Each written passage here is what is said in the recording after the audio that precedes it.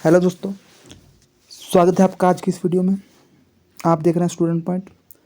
दोस्तों, अभी तक हमारा साथ काफ़ी लंबा रह चुका है। अभी तक हम मैथ सेक्शन जो टैट में आता है, मैथ सेक्शन, ठीक है, मैथ सेक्शन के हम 2013 से 2022 तक के सारे पेपर 30 क्वेश्चन आते हैं मैथ सेक्शन में, ठीक है। तो हम वो सारा सॉल्व कर चुके हैं अभी तक। और हम केमिस्ट्री सेक्शन भी 2018 तक सॉल्व कर चुके हैं। 2018 से 2022 का हम सॉल्व कर चुके हैं chemistry section, previous year paper का केमिस्ट्री सेक्शन। और आज हम पहुंच चुके हैं 2017 के पेपर में। आज पहुंच चुके हैं हम 2017 के पेपर में। तो चलो देखते हैं 2017 का पेपर और क्वेश्चन समझने की कोशिश करते हैं जल्दी से, ठीक है दोस्तों। तो चलते हैं पहले क्वेश्चन की ओर। Which of the following represent the largest unit, इसमें से लार्जेस्ट यूनिट कौन सी रिप्रेजेंट कर रही है। देखो लीटर तो इसमें सब में कॉमन है, तो इसे तो हटा ही दो। देखो डेकी, डेका, किलो, मेगा, इसमें सबसे लार्जेस्ट यूनिट कौन सी है। डेकी है, किलो है, डेका है, मेगा है। तो दोस्तों इसमें से लार्जेस्ट यूनिट क्या है, सबसे लार्जेस्ट यूनिट क्या है, मेगा। क्या है, मेगा, पर सोरे मेगा। देखो जो किलो होता है इसका मतलब क्या होता है, इकाई, दहाई, सैकड़ा, हज़ार, 1000। और डेका का मतलब होता है 10, ठीक है, 10। और डेकी का मतलब होता है 1/10, मतलब किसी का 10वां हिस्सा। डेका होता है 10 और किलो होता है 1000, ठीक है। और मेगा होता है, ठीक है, मेगा होता है सबसे बड़ा हिस्सा। मेगा होता है सबसे बड़ा हिस्सा, ठीक है। सबसे बड़ा हिस्सा कौन सा होता है, मेगा, ठीक है। ये किलो से भी मेगा होता है, 10⁻³ से भी बड़ा होता है, ठीक है। तो ये होगा आपका डी। अगला question, simplest formula of the compound, simplest formula of the compound containing 50% of element X and 50% of element Y. देखो कोई सिंपलेस्ट फार्मूला पूछ रहा है, सिंपलेस्ट फार्मूला, या आप इसे बोल सकते हैं इम्पीरिकल फार्मूला पूछ रहा है। कैसे कंपाउंड का, जिसमें 50% क्या है, 50% के एलिमेंट एक्स है, जिसका एटॉमिक मास 10 AMU है, एटॉमिक मास यूनिट है इसके 10 है। और 50% ऑफ एलिमेंट कौन सा, वाई है, जिसका मास है 20 AMU, ठीक है। तो ये पूछ रहा है कि इसमें इसका फार्मूला क्या बनेगा। देखो फार्मूला बनाने का तरीका क्या होता है, कोई भी कंपाउंड है, जैसे कि सर्टेन कंपाउंड एक्स है, ठीक है। तो ये 50% क्या है, 50% ये है इसमें। मान लो जैसे कि मान लो एक्स और वाई, ठीक है। मान लो एक्स और वाई क्या है, दो कंपाउंड है। जैसे मान लो पानी है, H2O, पानी है, ठीक है। पानी है, पानी क्या होता है, H2O होता है, H2O होता है पानी, मान लो, ठीक है। तो पानी में क्या क्या होता है, एक होती है हाइड्रोजन, एक होता है ऑक्सीजन, ठीक है। मान लो हाइड्रोजन ऑक्सीजन, ये बोल रहा है कि कंपाउंड एक्स, मान लो इसको हाइड्रोजन है, मान लो ये वाला हाइड्रोजन, तो 50% हाइड्रोजन है, ठीक है। और वाई क्या बोल रहा है कि ऑक्सीजन भी 50% है, मतलब 50% आपने हाइड्रोजन डाला, 50% आपने ऑक्सीजन डाला, ठीक है। 50-50% आपने दोनों डाला। और ये क्या बोल रहा है कि एटॉमिक वेट कितना है इसका 10 है। जो भी कंपाउंड है इसका एटॉमिक वेट 10 है, और इसका कितना एटॉमिक वेट 20 है। देखो हमने कैसे करना, एलिमेंट एक्स लिया, वाई लिया, मास परसेंटेज कितनी है, 50-50 दोनों डालना है हमारे को। जो भी सॉल्यूशन बनाना है उसमें दोनों डालना है, 50-50%। मोल्स निकालने हैं, मोल्स निकालने का फार्मूला क्या होता है, गिवन मास और मॉलिक्यूलर मास, ठीक है। गिवन मास अपन मॉलिक्यूलर मास, गिवन मास कितना है 50%, 50% मान लो, 50% मतलब 50 ग्राम मान लो आप इसे, 50 ग्राम मान लो आप इसे, 50% मान लो 50 ग्राम है, तो ये 50 ग्राम ये है। और इसका जो एटॉमिक मास या मोलिकुलर वेट कितना है, 10 दिया है, खुद ही दिया है, क्योंकि 10, तो ये 50/10 कर देंगे आप, ठीक है। और अगले में कितना 50 है, और कितना है एटॉमिक वेट 20, तो 50/20 कर देंगे, तो ये आ जाएगा 5 और 2.5, ठीक है। अब क्या करेंगे आप, जो इन दोनों में सबसे छोटी है, जैसे 5 और 2.5 में जो छोटी है उससे डिवाइड कर देंगे दोनों रकमों को। तो इसको डिवाइड किया, 5 तो 2.5, 2 आ गया, और इसको किया तो 1 आ गया। तो मतलब क्या है, जो भी आपका कंपाउंड या बनता है आपका, ठीक है, जो भी आपका क्या एलिमेंट बन रहा है, ठीक है, ये फार्मूला बन रहा है, कंपाउंड बन रहा है, जो भी कंपाउंड बन रहा है, ठीक है, उसमें क्या है, उसमें x की मात्रा कितनी है, x है 2 और y है 1। मतलब क्या है मतलब क्या है कि आपने हाइड्रोजन 2 चम्मच हाइड्रोजन में, मान लो आप चाय बनाते हैं ऐसे, तो आपने क्या किया, 2 चम्मच चाय डाली और 1 चम्मच आपने चीनी डाल दी, तो वो बन गया आपकी, ठीक है, चाय चीनी जो भी मिश्रण बना वो वैसा। मतलब है इसमें कि एक्स जो एलिमेंट है वो आपने क्या है 2 डाले, ठीक है, और वाई क्या आप डाले 1 डाले, तो तो क्या हो गया इसका, ये हो गया x2y, ठीक है, x2y, तो इसका आंसर है x2y। ये इम्पेरिकल फार्मूला ही निकालने को बोला है अलग तरीके से आपको, ठीक है। Which of the following is responsible to rule out the existence to of definite path of trajectories of electrons. तो क्या बोल रहा है कि which of the following is response to rule out the existence of definite path of trajectory of electron. ये बोल रहा है कि कौन बताता है हमें एग्जिस्टेंस किस, कौन बताता है हमें डेफिनेट पाथ, कि definite path of trajectory of element. Trajectory क्या होता है कि किस तरीके से वो पाथ में चल रहा है, कौन बताता है हमें, कौन सा हमें रूल बताता है। देखो पॉलियक्स प्रिंसिपल नहीं बताता, ह्यूम्स रूल नहीं बताता, अबाउ प्रिंसिपल नहीं बताता, तो ये क्या क्या बताते हैं, देखो सब कुछ देखते हैं। जो आपका पॉली एक्सक्लूसिव प्रिंसिपल होता है, ये क्या बताता है कि no 2 electron in atom can have the same set of 4 quantum number, ठीक है, और 2 electron may exist in the same orbital, hence their electron have opposite spin. तो पॉली एक्सक्लूसिव क्या बताता है, मान लो ये आपके ऑर्बिटल है, तो पॉली एक्सक्लूसिव बताता है कि दो इसमें क्या होगा, एक में पहले एक 2 electron may exist in the same orbit at these electron must have opposite spin, कि इनके अपोजिट स्पिन होते हैं, जो भी आप इलेक्ट्रॉन भरते हैं इनके अपोजिट स्पिन होते हैं, अपोजिट स्पिन होते हैं, ये बताता है ये, ठीक है। पहली बात क्या बताता है, पॉली बताता है कि अपोजिट स्पिन में भरते हैं ऑर्बिटल में। दूसरा अनसर्टेनिटी प्रिंसिपल क्या बताता है कि it state that you can never simultaneously know the exact position of the exact speed of the object. ये क्या बोलता है कि it state that you can never simultaneously know, कि आप एक साथ कभी पता नहीं लगा सकते each position and the speed of the object, कि आप एक साथ कभी भी पोजीशन, जो इलेक्ट्रॉन जो आपका घूमता है न्यूक्लियस के अराउंड, ना तो आप उसका एग्जैक्ट पोजीशन और एग्जैक्ट स्पीड का आप एक साथ पता नहीं लगा सकते, एट एक टाइम पे पता नहीं लगा सकते, क्योंकि जब वो घूम रहा है तो उसकी स्पीड तो चेंज हो रही है। स्पीड जब वो घूमते घूमते उसकी पोजीशन क्या है, स्पीड के अनुसार चेंज हो रही है। जब आप स्पीड पता करोगे तो उसकी पोजीशन कहीं और पहुंच जाएगी, तो आप एक साथ पता नहीं लगा सकते, ठीक है। और क्या बोलता है हमसे, अनसर्टेनिटी प्रिंसिपल, और अनसर्टेनिटी प्रिंसिपल बोलता है कि uncertainty principle is responsible to rule out the existence of definite path of trajectories of electron। ये बताता है rule out the existence of definite path of trajectory of electron बताता है ये, ठीक है। तो मतलब क्या है, आपका आंसर क्या है इसका, ट्रेजेक्टरी ऑफ इलेक्ट्रॉन कौन बताता है, अनसर्टेनिटी प्रिंसिपल, अनसर्टेनिटी प्रिंसिपल। परंतु आगे देख लेते हैं कि हुन रूल्स क्या बताता है। हुन रूल्स क्या बताता है, Hund rule is of maximum multiplicity क्या बताता है, it state that pairing of electron in the orbital belonging to the same subshell does not take place until each orbit belonging to the subshell has got 1 electron. ये क्या बोल रहा है कि जैसे कि ये है ऑर्बिटल है, ठीक है, तो ये बोल रहा है कि हर एक ऑर्बिटल में पहले एक एक इलेक्ट्रॉन भरेगा, वो भी सेम स्पिन का, जैसे ऊपर को है तो ऊपर को ही भरेगा, ठीक है। तब वो जब ये तीनों भर जाएंगे उसके बाद अपोजिट स्पिन में दूसरा इलेक्ट्रॉन भरना स्टार्ट होगा, ठीक है। तो ये बोलना चाह रहे हैं कि पहले क्या है, ऑर्बिट में पहले एक एक स्पिन भरता है, सब में एक एक, उसके बाद दूसरा भरता है, ठीक है। ये बताता है आपका हुन रूल, ठीक है। अगला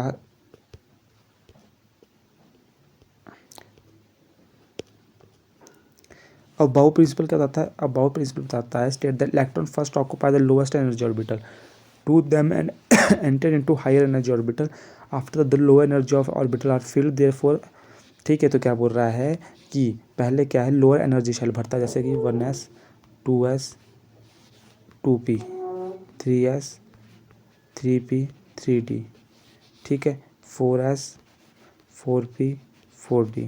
तो क्या बोलता है कि पहले 1s भरेगा, तब 2s भरेगा, तब 2p, तब 3s भरेगा, तब 3p 4s भरेगा, तब इस तरीके से भरते हैं। जो उसका एनर्जी कम होती है वो क्या होता है, पहले भरता है, उसका ज़्यादा एनर्जी वाले भरते हैं, ठीक है।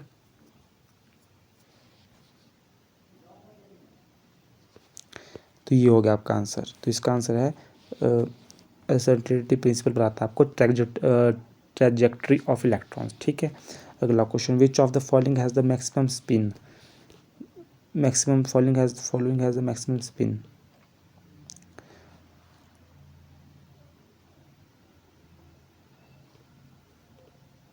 देखो क्वेश्चन क्या है, which of the following has maximum spin, किसका मैक्सिमम स्पिन होता है, electron orbital, the nucleus of the atomic body and is not spinning.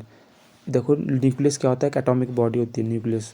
ठीक है, तो न्यूक्लियस कभी क्या है, स्पिन नहीं करता, वो एक जगह स्टेबल होता है। It outside the atomic structure, electron is not spinning at all, neutron is not spinning either inside or outside the atomic structure. Proton is the one who spin and the real culprit behind electromagnetism. तो ये क्या बोल रहा है कि proton क्या है, वो स्पिन करता है, proton. D answer, C answer, proton.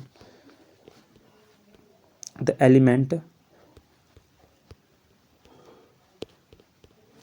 Element with atomic number 117 is, ठीक है, डिस्कवर्ड बी प्लेस्ड इन। देखो बोल रहा है कि जो एलिमेंट 117 होगा वो किस प्लेस में डिस्कवर्ड होगा, तो वो होगा हेलोजन फैमिली में, क्योंकि नोबल जो 118 होता है वो क्या होता है, नोबल, तो वो ये होगा 117 होती है हेलोजन, नोबल से पीछे होता है हेलोजन, तो इसका आंसर है हेलोजन। ठीक है, जो फ्लोरीन, क्लोरीन, ब्रोमीन, आयोडीन होते हैं ये होती है हेलोजन। ठीक है, तो इसमें आता है आपका 117 होता है वो हेलोजन होता है। ठीक है, identify the list stable anion among the following. देखो लिस्ट स्टेबल कौन सा है इसमें, देखो जो लिस्ट स्टेबल कौन सा है किसमें, लिथियम, बेरिलियम, बोरोन, कार्बन में लिस्ट स्टेबल कौन सा है, ये पूछ रहा आपसे। लिथियम, बेरिलियम, बोरोन और कार्बन। देखो the configuration of the lithium क्या है, 1s2 2s1। ठीक है, तो लिथियम की कन्फिग्रेशन क्या है, इसका एटॉमिक नंबर क्या होता है, 3 होता है। ठीक है, एटॉमिक नंबर 3 होता है और इसकी 1s2 2s1 होता है, तो इसमें हम एक इलेक्ट्रॉन ऐड कर देंगे। ठीक है, बी नेगेटिव का, सॉरी लिथियम इसका नेगेटिव का मतलब क्या होता है कि इसमें क्या एक एक्स्ट्रा इलेक्ट्रॉन आ गया, तो इसमें एक एक्स्ट्रा इलेक्ट्रॉन आ गया तो इसकी इलेक्ट्रॉन कन्फिग्रेशन क्या होगी, 1s2 2s2 होगी। ठीक है, and 2 will it fill 2s सब शेल। ठीक है, 2s subshell providing it extra stability, जिसमें क्या होगा कि जो 2s सब शेल होगा वो फुली फिल्ड हो जाएगा आपका। देखो आपकी क्या 1s2 और 2s2 बन जाएगा। पहले इसका एटॉमिक नंबर क्या था, 3 था, जब इसमें एक इलेक्ट्रॉन ऐड हो गया तो ये 4 हो गया, तो ये 1s2 2s2 तो ये फुली फिल्ड हो गया, तो ये एक्स्ट्रा स्टेबल हो गया। ठीक है, configuration of hydrogen, helium, lithium, beryllium, boron. ठीक है, अब आ जाता है आपका लिथियम का जाता है बेरियम, तो बेरिलियम होता है जो, वो क्या होता है 1s2 2s2 होता है, पहले से 4 होता है इसका इलेक्ट्रॉनिक एटॉमिक नंबर, परंतु जब इसमें एक इलेक्ट्रॉन ऐड होगा तो वो क्या हो जाएगा, 5 हो जाएगा, जिसका से क्या है ये 1s2 2s2 और 2p1 हो जाएगा, जिसका से क्या इसकी स्टेबिलिटी बिगड़ जाएगी, disturb it stability configuration, so it is the least stable among the, ठीक है, ऑल, ये लीस्ट स्टेबल होगा सबसे ज़्यादा। द कन्फिग्रेशन ऑफ बोरोन, इसमें क्या होगा 1s2 2s2 2p1 के बाद क्या इसमें 1 है इसकी इलेक्ट्रॉन कन्फिग्रेशन, इसमें पर एक एक्स्ट्रा इलेक्ट्रॉन आ जाएगा तो 2 हो जाएगी। It does not half filled और फुली फिल्ड, बट ना हाफ फिल्ड है ना fully filled, so adding 1 electron will not disturb stability. देखो ये पहले से स्टेबल तो था नहीं, पर इसमें एक इलेक्ट्रॉन ऐड हो गया, जब एक हमारे को कुछ एक्स्ट्रा मिल जाए तो क्या है हम खुश तो इसकी स्टेबिलिटी में कोई फ़र्क नहीं पड़ता ज़्यादा। तो कन्फिग्रेशन ऑफ कार्बन में क्या आता है 1s2 2s2 2p3, पर जब क्या होगा 2p2 होता है इसमें, परंतु जब इसमें C नेगेटिव का मतलब एक इलेक्ट्रॉन हमने ले लिया, इसमें एक इलेक्ट्रॉन ले लिया तो इस 2p3 आ जाएगा, तो हाफ फिल्ड हो गया। 2p3 का मतलब क्या होता है, 2p3 का मतलब क्या होता है, एक इलेक्ट्रॉन इसमें एक इसमें एक इसमें, तो क्या हो गया हाफ फील्ड हो गया। हाफ फील्ड और फुली फील्ड तो स्टेबल होते हैं पहले से, तो इसमें लिस्ट स्टेबल कौन सा हुआ, लिस्ट स्टेबल कौन सा हुआ आपका बेरिलियम हुआ इसमें लिस्ट स्टेबल, जो पहले से फुली फिल्ड था, परंतु क्या इसमें एक इलेक्ट्रॉन आने की वजह से 2p1 में चला गया, जिसकी वजह से इसकी स्टेबिलिटी बिगड़ गई। तो इसका आंसर है बेरिलियम, बी। अगला question, based on the lattice energy consideration which one of the following alkali metal chloride is expected to have the high melting point. पूछ रहा है किसका हाई मेल्टिंग पॉइंट है, तो मैं पहले बता दूं NaCl का हाई मेल्टिंग पॉइंट है। क्यों, देखते हैं। In case of halide of alkali metal melting point decrease going down the group. देखो ये क्या है, LiCl, इसमें देखो Cl तो कॉमन है, ठीक है, ये तो उसको साइड रख लो। अब इसकी देखो, अब लिथियम हेलिना कर रब से फरियाद, ठीक है। तो इसमें क्या है, नीचे को जाते हुए इनका साइज बढ़ता है, नीचे को जाते हुए इनका साइज बढ़ता है। लिथियम सबसे छोटा, सोडियम, पोटाशियम, ठीक है। तो नीचे को जाते क्या इसका साइज बढ़ता है, और जब साइज बढ़ता है तो उसकी क्या है, ये क्या है, पॉजिटिव होता है और ये नेगेटिव होता है। परे को जितना पॉजिटिव ज़्यादा बढ़ा उतना नेगेटिव, और उनका क्या है, बॉन्ड अच्छा होता है, ठीक है। परंतु क्या, देखो decreasing as size of alkali metal increase, ठीक है। तो alkali metal melting point decrease down the group, तो डाउन द ग्रुप क्या होता है, डिक्रीज होता है, melting point decrease down the group because lattice enthalpy decrease as size of alkali metal increase. देखो लैटिक एंथैल्पी क्या होती है, डिक्रीज होती है। लैटिक एंथैल्पी क्यों, क्योंकि ये ज़्यादा बड़ा सा है और ये छोटा है, पॉजिटिव नेगेटिव जो है इनका। Size of alkali metal increase, ठीक है, group because lattice enthalpy decrease, lattice enthalpy क्या होगी, डिक्रीज हो जाएगी, and size of alkali metal increase हो जाएगा। LiCl has the lower melting point in the comparison of NaCl due to the covalent nature, ठीक है। LiCl का क्या है, लोअर मेल्टिंग पॉइंट है। LiCl का क्या है, लोअर मेल्टिंग पॉइंट है, एंड LiCl का क्या है, लोअर मेल्टिंग पॉइंट है इन कंपेरिजन ऑफ NaCl के कंपेरिजन में इसका लोअर मेल्टिंग पॉइंट है, ठीक है।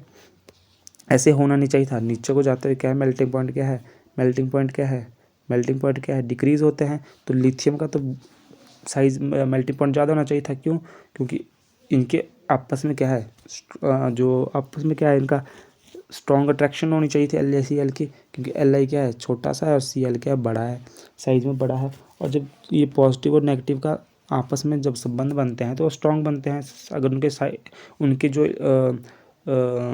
इलेक्ट्रोनेगेटिविटी में डिफरेंस ज़्यादा हो तो साइज क्या है, जो बॉन्ड है वो अच्छा बनता है, ठीक है। तो LiCl का क्या है, मेल्टिंग पॉइंट क्या होना चाहिए था, ज़्यादा होना चाहिए था NaCl के मुकाबले, परंतु कम है। क्यों, क्योंकि LiCl has lower melting point in comparison of NaCl due to the covalent nature, ठीक है। क्यों, क्योंकि NaCl का क्या है, कोवलेंट नेचर है। The NaCl expected to have the highest melting point among the given halide, NaCl का highest melting point है, ठीक है। अगला question, in order to increase the volume of gas by 10% the pressure of the gas should be. देखो Boyle's law के according P is directly proportion to inversely proportion to V। तो अगर pressure आपका 10% का इंक्रीज होगा तो volume 10% decrease होगा, ठीक है। वॉल्यूम 10% इंक्रीज होगा तो प्रेशर 10% डिक्रीज होगा। Volume is inversely proportional to the pressure based on the Boyle's law. So increase the volume of gas by 10%, the pressure of the gas should be decreased 10%। अगर ये 10% बढ़ेगा तो ये 10% घटेगा, ठीक है। वॉल्यूम बढ़ेगी तो प्रेशर घटेगा, प्रेशर बढ़ेगा तो वॉल्यूम घटेगा। तो इसका आंसर है volume of gas by 10, increase the volume of gas increase हो रही तो प्रेशर क्या होगा, डिक्रीज होगा, डिक्रीज बाय 10%। ए आंसर इसका। 110 question, which of the following represent the largest pressure, इसमें से कौन सा लार्जेस्ट प्रेशर रिप्रेजेंट कर रहा है, ठीक है। 1 एटमॉस्फेयर, 1 बार, 10 पाउंड पर स्क्वायर इंच, या 1000 पास्कल। देखो आ जाओ, जो 1 एटमॉस्फेयर होता है, 1 एटमॉस्फेयर प्रेशर होता है, वो किसके बराबर होता है, 101,325, मतलब क्या, इकाई, दहाई, सैकड़ा, हज़ार, दशा, लाख, इकाई, दहाई, सैकड़ा, हज़ार, दशा, लाख, 1,13,000, 1,0325 पास्कल के बराबर होती है। एक एटमॉस्फेयर का जो प्रेशर होता है वो कितना प्रेशर होता है, 1,13,125 प्रेशर पास्कल के बराबर होता है। और जो एक बार होता है वो 10 की पावर 5 पास्कल के बराबर है। मतलब 1 2 3 4 5, 1 इकाई, दहाई, सैकड़ा, हज़ार, दशा, लाख, ये भी 1,00,000 के बराबर होता है, ठीक है। मतलब 1,00,000 के बराबर होता है ये, ठीक है। ये होता है 1 इकाई, दहाई, सैकड़ा, हज़ार, दशा, लाख, 1,13,125 होता है एक लाख, एक बार 1,00,000 पास्कल के बराबर होता है। और जो एक एटमॉस्फेयर प्रेशर होता है, एक एटमॉस्फेयर प्रेशर होता है वो कितने के बराबर होता है, 17.7 स्क्वायर इंच के बराबर होता है, ठीक है, स्क्वायर इंच के बराबर होता है, ठीक है। तो सबसे बड़ी वैल्यू कौन सी है इसमें, एटमॉस्फेरिक, 1,13,1325, 1,13,25। तो सबसे बड़ी प्रेशर की वैल्यू कौन सी है, 1,00,000। देखो वन एटमॉस्फेयर प्रेशर कितने के बराबर होता है, 1,13,25, 1,13,25 इतने के बराबर होता है एक एटमॉस्फेयर, इतने पास्कल के बराबर। 1 बार होता है 1,00,000 पास्कल के बराबर, ठीक है, 1,00,000 पास्कल। 10 पाउंड पर स्क्वायर इंच होता है 1 एटमॉस्फेयर इक्वल टू ये होता है 14 पॉइंट कुछ पाउंड पर स्क्वायर इंच होता है आपका एक एटमॉस्फेयर के बराबर। और 1,000 पास्कल तो पहले कम में, तो लाखों की बात हो रही, तो सबसे बड़ा एक एटमॉस्फेयर ही इसमें। The Tyndall effect is not observe by true solution, क्योंकि इसका साइज बहुत छोटा होता है, ठीक है। Tyndall effect is not observed in true solution of the particle are so small that they cannot be scattered with the light. Tyndall effect is observed in the suspension, emulsion and colloidal solution. Emulsion और colloidal solution में ये show होता है, तो इसका answer है true solution. Smoke is the dispersion of solid in gas, मतलब क्या है, सॉलिड इन गैस, कि गैस में हम क्या है, सॉलिड मिक्स होता है, कोई गैस में हम सॉलिड को मिक्स करते हैं। Smoke is dispersion of solid in gas.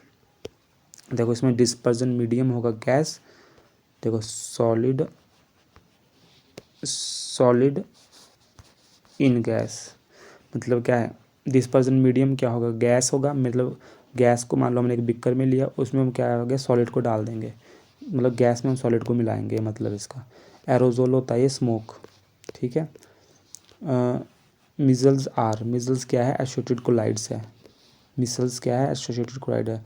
Associated colloid have a normal electrolyte at low concentration but collide at higher concentration. Associated collide have as a normal electrolytes as at low concentration but collide at higher concentration. This is because at higher concentration they form aggregates, ठीक है, aggregates and particle called micelles. Soap and synthetic detergent are example of associated colloids. They furnish ions which we have a colloidal dimension. इसका आपने याद रखना है क्या, कि micelles are the associated colloids. Which of the following catalyst is used in hydrogenation of oil? Hydrogenation of oil में कौन सा होता है, निकल होता है, ठीक है। ये देखो हाइड्रोजनेशन, ये वाली पूरी रिएक्शन है, देख लेना आप, ठीक है। और इसमें क्या यूज़ होता है, निकल होता है यूज़। हाइड्रोजनेशन ऑफ ऑयल में क्या होता है यूज़, निकल होता है। देखो it is clear that catalyst widely use in the hydrogenation of oil is निकल, ठीक है। Which of the following is not a surface phenomena? Viscosity is not a surface phenomena, ठीक है। देखो viscosity is the bulk property, ठीक है, viscosity क्या होती है, bulk property होती है। where surface tension, evaporation and capillarity are surface phenomena. A surface phenomena take place on the near surface of the substance. मतलब surface phenomena क्या होते हैं, जो क्या होते हैं बहुत नज़दीक होते हैं सरफेस के, तो बहुत नज़दीक होते सरफेस के, वो होते हैं सरफेस फिनोमिना। विस्कोसिटी नहीं होती, विस्कोसिटी तो लिक्विड की एक प्रॉपर्टी होती है, ठीक है। Blister copper is about 98% of pure copper होता है, जो ब्लिस्टर कॉपर होता है वो 98% ऑफ प्योर कॉपर होता है दोस्तों। Which of the following is the alloy of copper, तो constantan is the alloy of copper.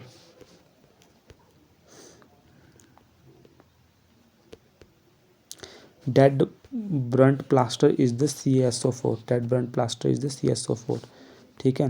When plaster of Paris is heated about 393 Kelvin, its water of crystallization is lost and the leftover anhydrous calcium sulfate CaSO4 is called the dead burnt plaster. CaSO4 is the dead burnt plaster, ठीक है। Among CO2, SO2, CO, N2 which is not a greenhouse gas, N2 is not a greenhouse gas, ठीक है दोस्तों, N2 is not a green house gas. आपकी जो carbon monoxide होता है कई जगह उसको भी ग्रीन हाउस गैस नहीं बोलते हैं। पिछले हमने टेस्ट सीरीज में देखा कि आंसर की में भी CO दिया था कि जो green house gas effect show नहीं करती, परंतु इसमें N2 तो करता ही नहीं है, ये तो क्लियर है, N2 नहीं करता। परंतु कई जगह देखा जाएगा सी को भी ये कार्बन मोनोऑक्साइड को काउंट करते हैं कि करता है, परंतु कई जगह नहीं करते। देखो O2 and N2 are not greenhouse gases, all molecule of 3 और एटम आर इंफ्रारेड एक्टिव। देखो O2 एंड N2 नॉट नहीं होती green house gases. Isotopes differ in number of isotope. देखो क्या होते हैं आइसोटोप्स, क्या होते हैं, डिफर किस में करते हैं आइसोटोप्स। देखो न्यूट्रॉन्स में करते हैं।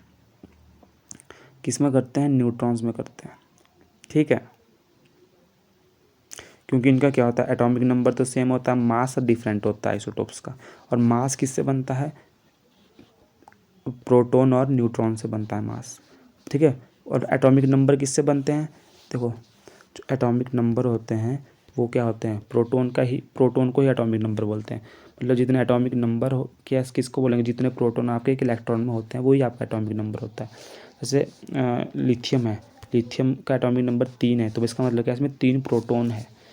3 मतलब क्या है, इसमें प्रोटॉन है। वो जैसे आप ले लो फ्लोरीन ले लो, फ्लोरीन का कितना एटॉमिक नंबर 9 है, तो इसका मतलब है कि इसमें 9 क्या है, प्रोटॉन की संख्या 9 है।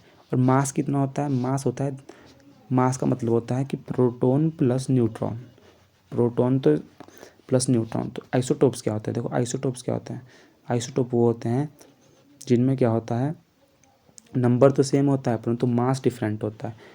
तो अगर मास मतलब प्रोटॉन, प्रोटॉन तो सेम है दोनों में, और मास क्या नंबर होता है प्रोटॉन, मास क्या होता है, प्रोटॉन प्लस न्यूट्रॉन। तो मतलब क्या है, प्रोटॉन तो यहाँ भी सेम है, प्रोटॉन तो इसमें भी सेम है, इधर भी सेम है, परंतु न्यूट्रॉन इधर अलग हो गए, तब इसका क्या है, मास अलग लगा रहा है। तो इसमें क्या है, isotope are the differ of neutrons, ठीक है। Element of group 18 is called noble gases, ठीक है, इस पर ज़्यादा बताने की जरूरत नहीं है। Most abundant in earth crust is aluminium, क्या है, most abundant metal earth crust में, the most abundant metal is the earth crust is aluminium. Although aluminum is the most abundant metal in the earth crust, it is the never found free in nature, कभी free nature में मिलता ही नहीं। All of the earth aluminum has combined with other element to form compound. Two of the most common compound are alum, such as potassium alum sulfate. The most abundant metal in the earth crust is the aluminum, समझा गया। Although aluminum is the most abundant metal in the earth crust, it is never found in a free nature. All of the earth aluminum has combined in the other element to form compound. Two of the most common compound of are alum, इसका एक compound जिसमें मिलता है aluminium जिसके साथ, या common compound है मतलब एल्यूमिनियम का। Such as potassium aluminium sulphate भी एक इसका ही कंपाउंड है, ठीक है, जिसका। और aluminium oxide, about 8.2% of earth crust is compose of aluminium. 8.2 earth crust होते हैं उसमें कंपोज होता है एल्यूमिनियम ही, ठीक है। तो एल्यूमिनियम मोस्ट अबंडेंट है।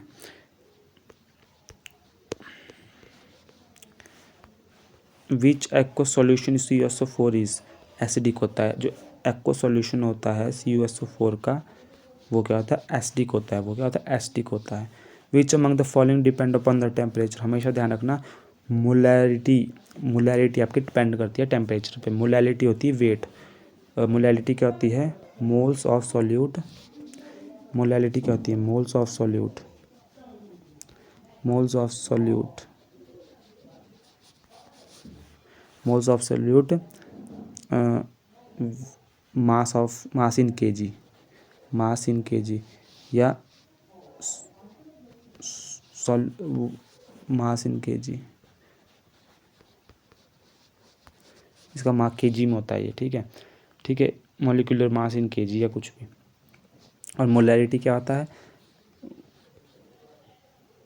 वॉल्यूम इन केजी, ठीक है। मोलैरिटी क्या होता है, moles of solute, moles of solute, ठीक है, वही वैसा ही।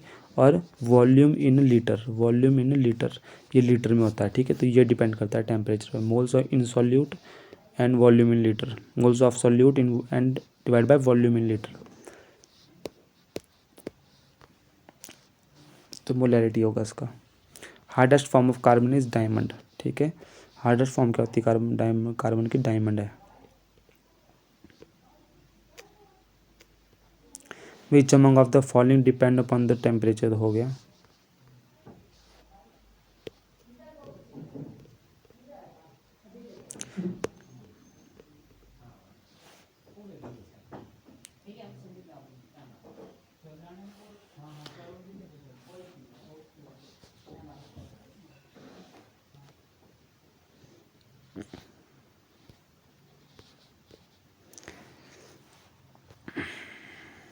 Oil used in froth flotation process pine oil होता है, ठीक है। By which method can be mixture of sand and naphthalene be separated? Sublimation process होता है जिससे इसको सेपरेट कर सकते हैं। Pine oil is the enhance non wettability of the minerals particle, so it is used in the froth flotation process. Which method can be mixture of sand and naphthalene be separated? किससे होते हैं? Sublimation से। Father of modern chemistry कौन है? Lavoisier's, father of modern chemistry. Father of modern chemistry awarded to the Antoine Lavoisier, so the correct answer is C. Phosphorus molecule represent by which of the formula? P4 से होता है। क्यों? क्योंकि इसके जो valence shell होते हैं उसमें क्या होता है? 4 इलेक्ट्रॉन होते हैं, ठीक है। P4।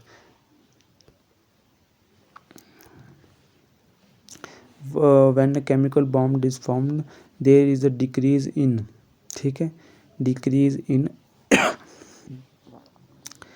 क्या होती है? जब केमिकल बॉन्ड होता है तो पोटेंशियल एनर्जी डिक्रीज होती है, ठीक है। When chemical bond is formed, the potential energy decrease. The distance between two atoms of which the potential energy minimum is known as the bond length. तो क्या होती है? डिक्रीज होती है पोटेंशियल एनर्जी। तो दोस्तों ये था आज का हमारा पेपर 2017 का। थोड़ी तबीयत भी ठीक नहीं है दोस्तों, ठीक है। तो जो भी आपको दिक्कत आई होगी इस वीडियो में से माफ़ कीजिएगा। चैनल को लाइक कीजिएगा, वीडियो को लाइक कीजिएगा, चैनल को सब्सक्राइब कीजिएगा। धन्यवाद दोस्तों, मिलते हैं अगली वीडियो में।